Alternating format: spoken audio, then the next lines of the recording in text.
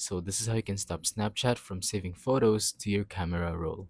Let's go on ahead and open up the app and then tap on our profile at the top left corner of the screen. Now what we're going to want to do is simply go to settings at the top right and scroll down a bit and find memories. So here we are. As you can see, under save destinations, we're going to want to use these two buttons.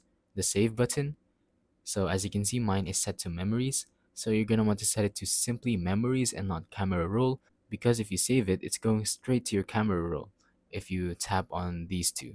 But if you tap on memories, it's only going to save in your memories. Now the second button, autosave my story snaps. So if you tap on autosave, it's going to autosave like what it says in the name. But if you tap on don't autosave, it's not going to save it to your camera roll. And yeah, that's about it for this video. Thank you for watching. Don't forget to leave a like, subscribe, and let us know in the comments down below if the tutorial worked or if you have any questions. Thank you and goodbye.